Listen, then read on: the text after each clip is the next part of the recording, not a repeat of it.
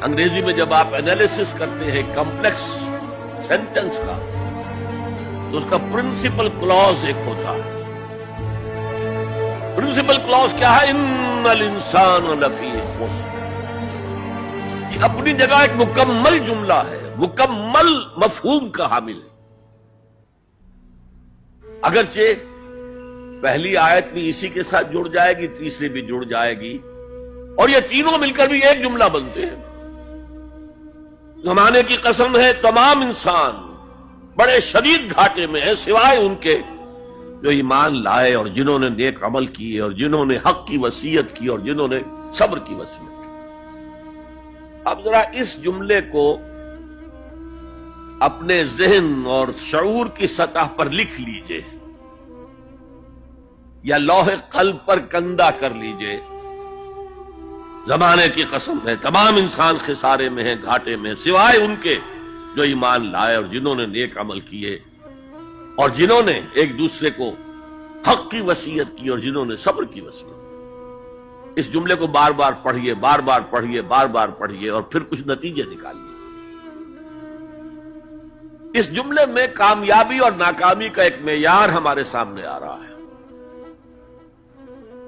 جو ہمارے عام طور پر ذہنوں میں معیارات قائم ہیں کامیابی کے، ان سے بالکل مختلف.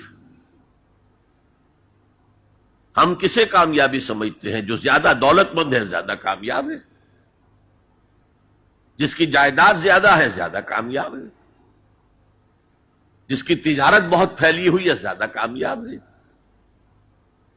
جس کے پاس عہدہ بہت بڑا ہے زیادہ کامیاب ہے. یہی ہمارے کامیابی کے تصورات ہیں. ان تمام تصورات کی نفی ہے. کامیابی ان چیزوں سے متعلق ہے ہی نہیں. کامیابی تو ان چار چیزوں سے متعلق ہے: ایمان، عمل صالح، تواصی بالحق، تواصی بالصبر.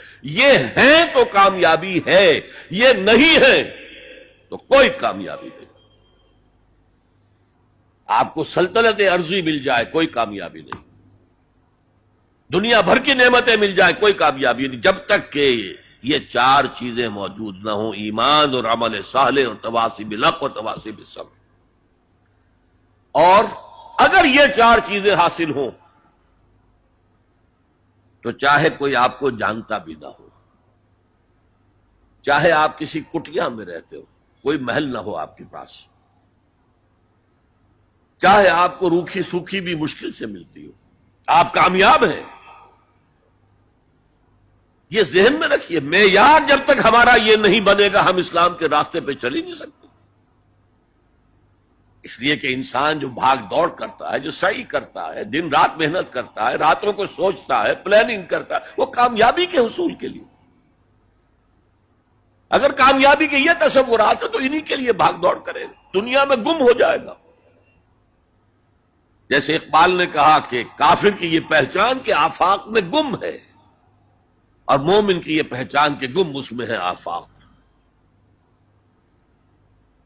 یہ معیار ہے در حقیقت، جیسے کہ حضور نے فرمایا صلی اللہ علیہ وسلم کہ بہت سے لوگ ایسے بھی ہوتے ہیں جو اگر کسی محفل میں جانا چاہیں تو بار نہ پا سکے، انہیں اجازت ہی نہ ملے. اگر وہ کہیں رشتہ کرنا چاہے تو کوئی انہیں رشتہ نہ دے. لیکن اللہ کی نگاہ میں ان کا وہ مقام ہوتا ہے کہ اگر وہ بھولے سے کسی بات پر قسم کھا لیں تب بھی اللہ ان کی قسم کی لاج رکھتا ہے.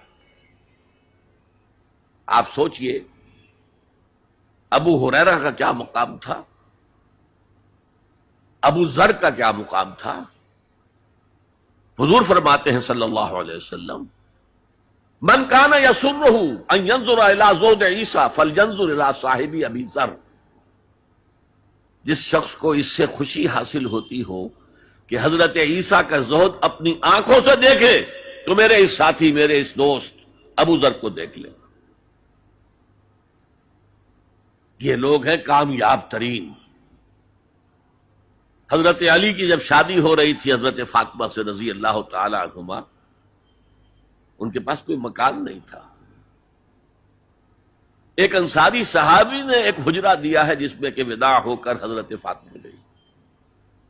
کوئی گھر نہیں تھا، فقراء صحابہ میں سے تھے. مہر دینے کے لیے کچھ نہیں تھا. حضور نے پوچھا کچھ ہے علی تمہارے پاس مہر دینے کے لیے؟ عرض کیا حضور کچھ نہیں میرے پاس. فرمایا تمہارے پاس وہ زرہ ہوتی تھی ایک؟ عرض کیا جی زرہ تو ہے، لیکن ظاہر بات ہے زرہ تو ہتھیار ہے، جنگ کے لیے ہے، جہاد فی سبیل اللہ کے لیے. آپ نے فرمایا جاؤ اسے بیچو یا گروی رکھو، کچھ لے کر آؤ، مہر تو دینا ہے. کیا اس مفلسی کی وجہ سے حضرت علی ناکام انسان تھے؟ لیکن واقعہ یہ ہے کہ کامیابی کے اور ناکامی کے اس معیار پر ہمارا دل ٹھکتا نہیں. دل ٹھک جائے تو کیا کہنے، زندگی میں انقلاب آ جائے. میں جو بات کہہ رہا ہوں دل گواہی دے گا کہ صحیح ہے، لیکن برا نہ مانے تو میں عرض کروں گا. قرآن مجید میں ایک آیت آئی ہے کہ اے محمد جو کچھ آپ کہہ رہے ہیں صلی اللہ علیہ وسلم، کوئی بات لگتی تو ٹھیک ہے. ان نظن الا ظنا وما نحن بمستيقنين، گمان سا تو ہوتا ہے جو آپ کہہ رہے ہیں ٹھیک ہے، ہمیں یقین نہیں ہوتا. اور یقین جب تک نہیں ہوگا وہ آپ کی زندگی پر وہ اثر انداز نہیں ہو سکتا. وہ معیار کہنے کو ہم کہتے ہیں ہمارا آخرت پر ایمان ہے، اور آخرت کی زندگی ابدی زندگی ہے، اور اصل زندگی آخرت کی زندگی ہے. وَإِنَّ دَارَ الْآخِرَةَ لَهِيَ الْحَيَوَانُ. لیکن ہماری بھاگ دوڑ، ہماری سعی و جہد، کہاں سے کہاں ہم جاتے ہیں اچھے کیریئرز کی تلاش میں. اب ایک ملک کے اندر بھی ادھر جاؤ ادھر جاؤ، ادھر جا کر کوئی تلاش کرو، ملک سے باہر بھی عرب ممالک میں جاؤ، یو اے ای میں جاؤ، امریکہ میں جاؤ، اور کتنی خبریں آتی، کتنے لوگ مرتے ہیں انلیگل امیگریشن کی وجہ سے. پورے جہاز ڈوب جاتے ہیں. انلیگل امیگریشن کس چیز کی تلاش میں؟ کیا اللہ یہاں رازق نہیں ہے، رزق نہیں دے سکتا؟ لیکن یہ کامیابی کی زندگی جس میں چمک ہو دمک ہو. تو اقبال کہتے ہیں کہ خرد کو خیرہ کرتی ہے، عقل کو خیرہ کرتی ہے چمک تہذیب حاضر کی. یہ صناعی مگر جھوٹے نگوں کی ریزہ کاری ہے، یہ جھوٹے رزقوں کی ریزہ کاری ہے، کوئی اس کی حقیقت ہی نہیں. هي الحلقات تحفظني بآيات من القرآن، هي الحلقات تملأني بحب المصطفى العدنان، هي الحلقات تحفظني